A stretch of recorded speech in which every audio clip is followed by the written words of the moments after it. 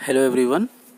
ये सेशन आपके लिए बेटा बहुत इंपॉर्टेंट है। जो स्टूडेंट ही बीएससी थर्ड ईयर में है और जिनका जूलॉजी का पेपर है, उनका जो ये फर्स्ट पेपर है उससे संबंधित जितने भी इम्पोर्टेंट क्वेश्चन हैं आपके एग्ज़ाम के पॉइंट ऑफ व्यू से, वो मैं यहाँ पर सारे क्वेश्चन यहाँ पर मैंने कलेक्ट किए हैं। और यूनिट वाइज क्वेश्चन है जो मुझे लगा कि ये क्वेश्चन आ सकते हैं, और ये सारे क्वेश्चन वो हैं जो विगत वर्षों में पूछे गए हैं। तो कृपया आप ये मेरा वीडियो पूरा देखिए।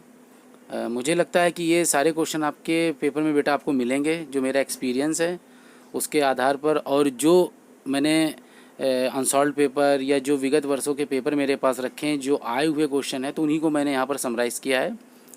अच्छे स्टूडेंट के लिए ज़रूरी है कि वो हर एक यूनिट को कायदे से पढ़े, और मार्क्स लाना ये मेन चैलेंज होता है।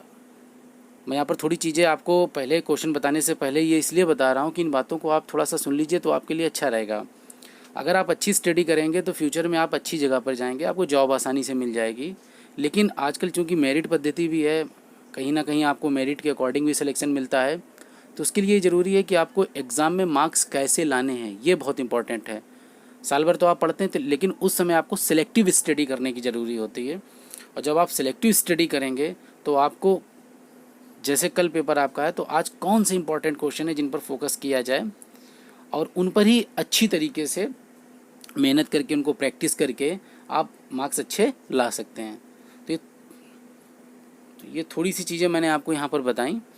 और जो ये आपका जूलॉजी का पेपर फर्स्ट है, यहाँ पर मैं आपको एक एक क्वेश्चन बताऊँगा, और उसके बाद ये भी बताऊँगा लास्ट में कि किन किन क्वेश्चन पर ज़्यादा फोकस कीजिए। चलिए वीडियो स्टार्ट करते हैं। तो जो आपका पहला क्वेश्चन है, मैंने 4 यूनिट हैं इसमें, तो चारों यूनिट को अलग अलग कलर दे दिया है।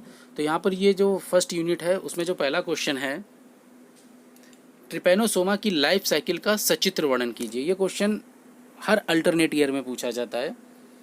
इसका दूसरा क्वेश्चन भी एक बन जाता है कि स्लीपिंग सिकनेस जो डिसीज़ है किस पैरासाइट की वजह से होती है, और उसके जीवन चक्र का वर्णन कीजिए। 2 नाम से ये क्वेश्चन आता है और है ये ट्रिपैनोसोमा। तो ये चीज़ आप अपने माइंड में रखिएगा कि इस क्वेश्चन को किस प्रकार से अटेम्प्ट करना है। इसके बाद क्वेश्चन नंबर 3, गियार्डिया से मनुष्य में होने वाले रोग एवं उसके जीवन चक्र का सचित्र वर्णन कीजिए। इस क्वेश्चन को मैंने 2 क्वेश्चन आते हैं, इसको मैंने एक ही में समराइज़ कर दिया। एक तो ये आता है कि गियार्डिया की लाइफ साइकिल का वर्णन कीजिए, और दूसरा क्वेश्चन पूछ देते हैं कि मनुष्य में होने वाले रोग का वर्णन कीजिए। तो मैंने एक ही में समराइज़ किया है। नेक्स्ट क्वेश्चन है, वुचेरिया का क्लासिफिकेशन एवं आवास स्थान एवं सामान्य लक्षणों का वर्णन कीजिए। वही है कि वुचेरिया क्या है, उसका क्लासिफिकेशन, देन उसकी लाइफ साइकिल का पूरा वर्णन करना है। और इसी क्वेश्चन से जो वुचेरिया द्वारा रोग फैलता है, that is called filaria. Filaria किसके द्वारा होता है, उस परजीवी की संरचना एवं जीवन चक्र का वर्णन कीजिए। यानी अल्टीमेटली इसमें भी आपको वुचेरिया के बारे में ही लिखना है। अब देखिए, ये आपकी यूनिट नंबर फर्स्ट है। इस यूनिट नंबर फर्स्ट में यहाँ ध्यान देने की बात है बेटा, आपको 3 जीवों के बारे में स्टडी करनी है जो रोग फैलाते हैं। जो पहला ट्रिपैनोसोमा आपका हो गया, दूसरा आपका ये गिगार्डिया हो गया, और तीसरा आपका ये वुचेरिया हो गया।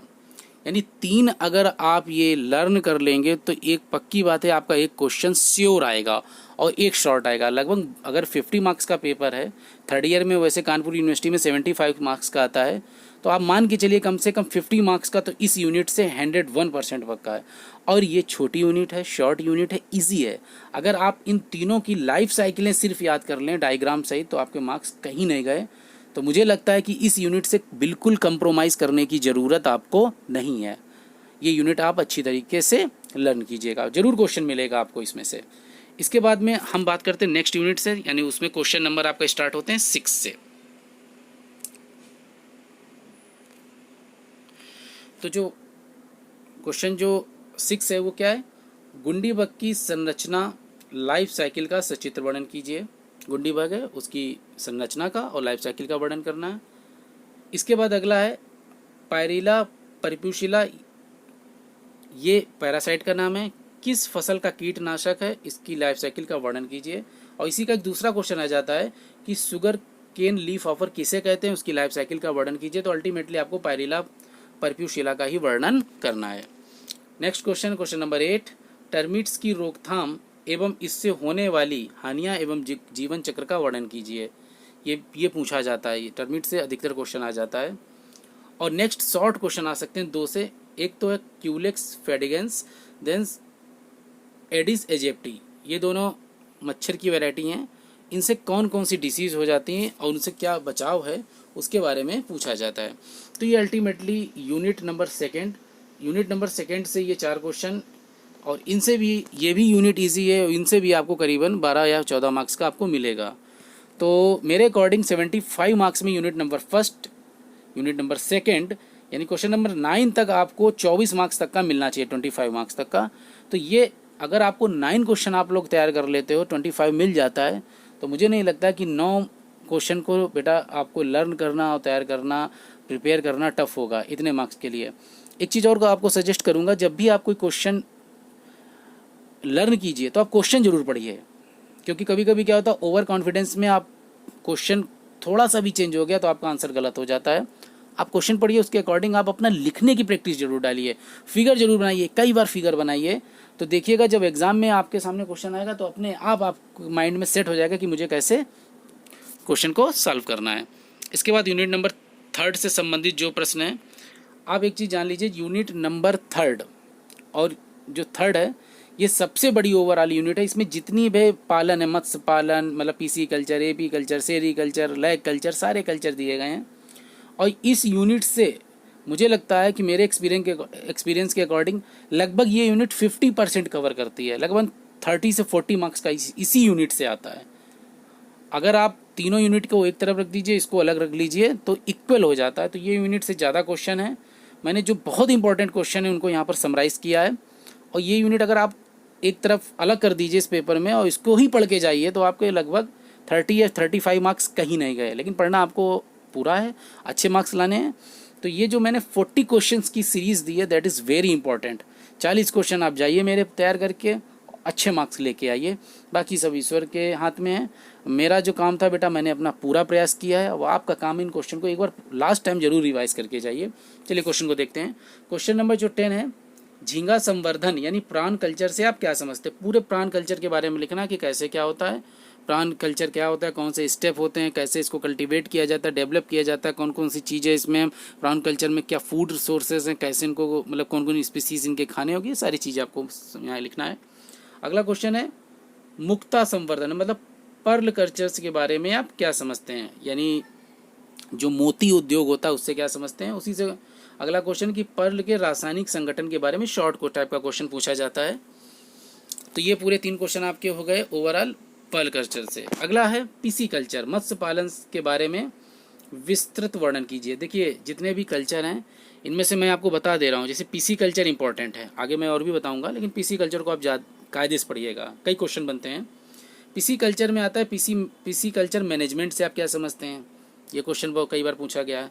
एक 50 number question is very important, induced breeding से आप क्या समझते हैं, अल्टरनेट ईयर में क्वेश्चन पूछा गया है, अगर इस साल नहीं आया तो नेक्स्ट ईयर जरूर आता है। तो ये बहुत इंपॉर्टेंट क्वेश्चन है, इसको आप टिक कर लीजिएगा। नेक्स्ट है कंपोजिट फिश फार्मिंग क्या है, शॉर्ट क्वेश्चन है। और उसके बाद में अगला शॉर्ट है इसी से रिलेटेड, नर्सरी पॉन्ड से आप क्या समझते हैं। ये अलग अलग प्रकार के पॉन्ड्स होते हैं जहाँ पर फिशों को रखा जाता है। Question number 18, major carps marine fishes के 4 नाम लिखिए। फिशेस के नाम पूछते हैं कि मैराइन फिशेस कौन कौन सी हैं, मेजर कार्प्स कौन से हैं। अगला क्वेश्चन आता है question number 19, fin fishery and shell fishery से आप क्या समझते हैं। ये क्वेश्चन बेटा कई बार पूछा गया, शॉर्ट में बहुत इंपॉर्टेंट है, इसको भी अच्छी तरीके से आप लोग प्रिपेयर करेंगे। क्वेश्चन नंबर 20 फिश से ही संबंधित है। एडिबल फिशेस के 4 उदाहरण मतलब खाने योग्य मछलियों के नाम लिखिए। ऐसी 4 स्पीसीज के नाम आपको लिखने हैं जिनको खाया जाता है। नेक्स्ट क्वेश्चन है, ये भी कई बार पूछा गया है, इंडिजियस फिशेस और एक्सोटिक फिशेस के नाम लिखिए। इंडिजियस मतलब होता है देसी मछलियाँ और एक्सोटिक मतलब विदेशी मछलियों के नाम लिखिए, आपको लिखना है। तो ओवरऑल ये इतने क्वेश्चन आपके हो गए फिश कल्चर से। क्वेश्चन नंबर 22 से है पोल्ट्री से, मतलब जिसमें नहीं मुर्गी पालन होता है। कुक्कुट पालन की विस्तृत विवेचना करिए या वर्णन कीजिए, सब लिखना है इसमें टोटल आपको, कैसे कुक्कुट पालन किया जाता है, कौन कौन सी रिक्वायरमेंट्स है, स्टेप, स्पीसीज, कौन सी वैरायटी अच्छी, सब चीज़ें। नेक्स्ट है पोल्ट्री डिसीज़ का वर्णन कीजिए, यानी इन जो मुर्गे मुर्गियों में डिसीज़ हो जाती है उनके बारे में लिखना है। तो ओवरऑल दोनों क्वेश्चन ये आपके पोल्ट्री से हो गए। क्वेश्चन नंबर 24, ये भी इंपॉर्टेंट है, सेरीकल्चर, यानी उधर मैंने आपको बताया था ना पिसीकल्चर, देन सेरीकल्चर भी आल्सो वेरी इंपॉर्टेंट। रेशम कीट पालन यानी सेरीकल्चर से आप क्या समझते हैं, ये पूछा जाता है। सेरीकल्चर में जो कीट यूज़ होता है, question number 25, mulberry silk worm, इसकी लाइफ साइकिल के बारे में पूछा जाता है। एक बॉम्बेक्स मोरी भी इसकी स्पीसीज है बेटा, उसके बारे में भी पूछा जाता है। तो इसमें सिल्क का उत्पादन कैसे होता है, सारे स्टेप उसके आपको लिखने होंगे। और कभी कभी सिल्क यानी जो सिल्क वार्म है उसकी लाइफ साइकिल भी आपसे पूछ लेते हैं। नेक्स्ट, ये शॉर्ट आंसर है, ककून, टसार सिल्क वार्म एवं रेशम का संगठन अर्थात कंपोजिशन ऑफ सिल्क के बारे में टिप्पणी लिखिए। शॉर्ट क्वेश्चन ही पूछ लिया जाता है कि ककून क्या होता है, टसार सिल्क वर्म क्या होता है और सिल्क का कंपोजिशन क्या है, इसके बारे में पूछा जाता है। तो ये ओवरऑल क्वेश्चन आपके इतने हो गए सिल्क वर्म से यहाँ तक। नेक्स्ट है एपीकल्चर, मधुमक्खी पालन, वेरी इंपॉर्टेंट, इसको एपीकल्चर बोलते हैं। देखिए ये नाम जरूर याद कर लीजिएगा, एपीकल्चर, सेरीकल्चर, क्योंकि वहाँ पर कभी कभी ये टर्मोलॉजी से भी क्वेश्चन पूछ देते हैं, आपको शायद पूरा ना दें वहाँ पर और आप कंफ्यूज हो जाएंगे। तो एपीकल्चर क्या होता है, पूरी चीज़ें इसमें आपको वर्णन करनी है। फिर उसके बाद मधुमक्खी के जीवन चक्र का भी वर्णन आपको करना है। मधुमक्खी उत्पाद से क्या समझते हैं, ये पूछा जाता है। बी प्रोडक्ट कौन कौन से होते हैं। क्वेश्चन नंबर 30 यहाँ पर आ गया है, हनी का रासायनिक संगठन, ये शॉर्ट क्वेश्चन कई बार पूछा गया है और वेरी इंपॉर्टेंट क्वेश्चन है। B dancing, honey bee dancing, ये कई बार पूछा गया है कि हनी बी डांसिंग से क्या तात्पर्य, ये क्यों करती हैं, इसका क्या रीजन है। तो ये ओवरऑल क्वेश्चन आपके मधुमक्खी पालन से हो गए। क्वेश्चन नंबर 32 आपका आता है, लेसिफेरा लैक्टा, यानी लाख का जो कीट जो चूड़ियों उड़ियों में प्रयोग होता है उसके जीवन चक्र का वर्णन कीजिए। लाख का उपयोग से क्या तात्पर्य, भारत में इसकी मतलब कैसे कल्टीवेशन इसका किया जाता है। तो ये लैक इंडस्ट्री से इतना ज़्यादा इंपॉर्टेंट नहीं है, मैं बता रहा हूँ, लेकिन पढ़ के जाना है। तो बेटा ये जितने मैंने क्वेश्चन आपको बताए यूनिट नंबर 3 से हो गए, जो आपको ब्लू कलर में है। और इसके बाद यूनिट नंबर 3 मैंने आपको बताई भी, ये सारे क्वेश्चन हो गए। तो ये बहुत इंपॉर्टेंट यूनिट है, यानी क्वेश्चन नंबर आपका 10 से लगाकर क्वेश्चन नंबर 33 आप लोगों के लिए मैंने कर दिया, कलर चेंज कर दिया, तो आप इससे थोड़ा सा आप लोगों के लिए ईजी हो जाएगा। अगला आता है last unit, unit number 4, also very easy and very important. ये बहुत ही आसान और बहुत ही इंपॉर्टेंट यूनिट है, इसको आप 1-2 बार पढ़ेंगे याद हो जाएगी। मैं अभी आपको बताऊंगा, अभी क्वेश्चन आपको डिस्कस कर लूँ कि कैसे आप लोग तैयारी करेंगे अपनी। क्वेश्चन नंबर 34 में है, in situ conservation and ex situ conservation, इसको हिंदी में बोलते हैं स्वस्थाने परास्थाने, से आप क्या समझते हैं, इन दोनों में क्या अंतर है, उदाहरण सहित बताइए। ये बहुत इंपॉर्टेंट क्वेश्चन है, ये हर ईयर पूछा गया है, मतलब 1-2 साल को अगर छोड़ दीजिए तो हर अल्टरनेट ईयर में तो आता ही है, लेकिन कभी कभी कंटिन्यूस भी पूछ लेते हैं। स्वस्थाने परास्थाने से क्या समझते हैं, इसके अंतर्गत कौन कौन कैटेगरी या कौन कौन से एग्जाम्पल आते हैं और उनके बारे में आपको लिखना होता है। अगला क्वेश्चन भी बहुत इंपॉर्टेंट है, नेशनल पार्क से आप क्या समझते हैं, किन्हीं 5 नेशनल पार्कों का नाम लिखिए। नेक्स्ट है, सेंचुरी से आप क्या समझते हैं, उदाहरण सहित बताइए। और अगला 37, ये कई बार पूछा गया है कि राष्ट्रीय उद्यान एवं अभ्यारण्य में क्या अंतर है। जब आप ये दोनों तैयार कर लेंगे तो ये क्वेश्चन अपने आप आपको तैयार हो जाएगा।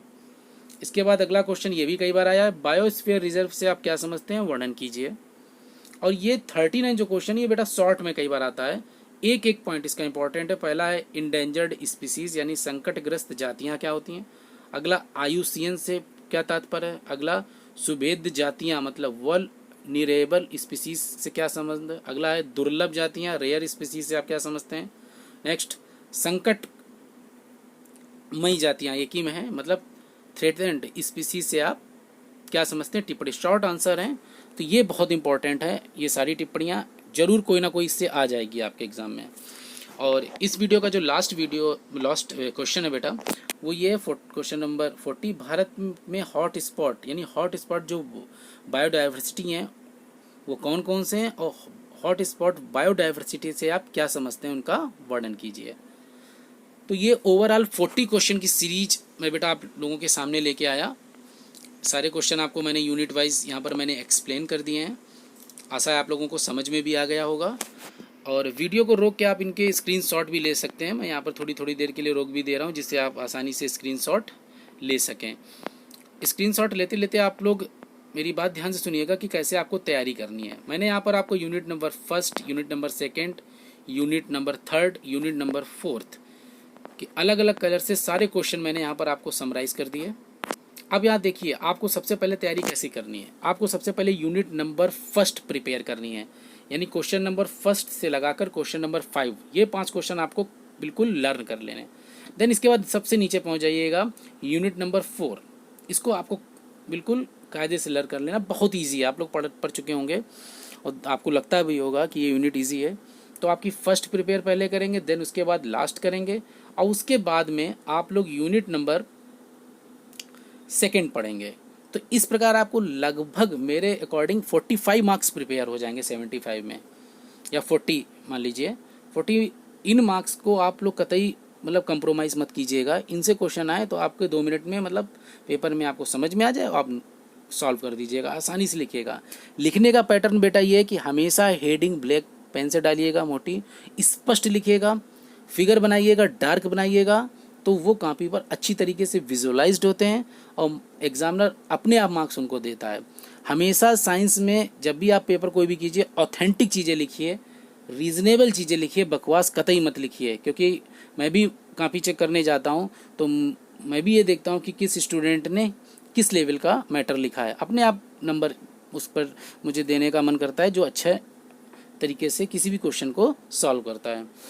तो आई होप कि आपको वीडियो बेटा ये अच्छा लगा होगा।